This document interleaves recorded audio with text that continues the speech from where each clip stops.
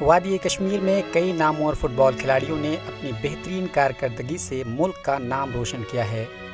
ان میں سے ایک ڈلگیٹ کے رہنے والے سجاد احمد ہیں، جو فٹ بال کوچ کے طور پر وادی کے نوجوانوں کے صلاحیتوں کو نکھارنے کی پوری کوشش کر رہے ہیں۔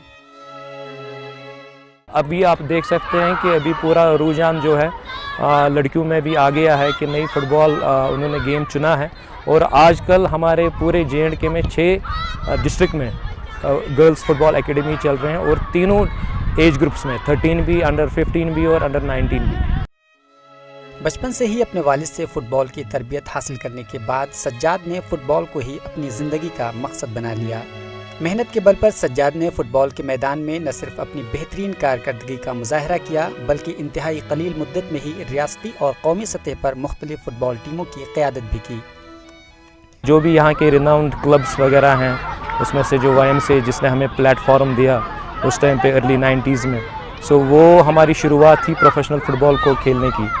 تو YMCA یہاں کی one of the best teams ان دنوں رہی ہیں، اور لکیلی ان کی میں نے قیادت کافی سال کی۔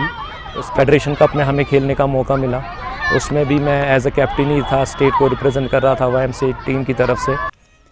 سجاد کی شاندار کارکردگی کی بنیاد پر سن 2010 میں آل انڈیا فٹ بال فیڈریشن نے انہیں ہیڈ کوچ کے عہدے پر فائز کیا۔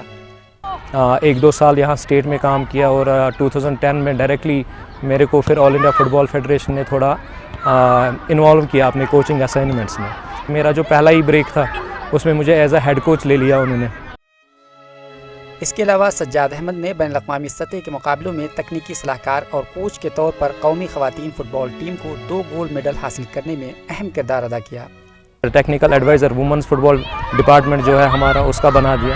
جتنا میرا ٹینیور تھا وومنز فٹ بال کے ساتھ، ہم نے 2 گولڈ میڈل جیتے کنٹری کے لیے۔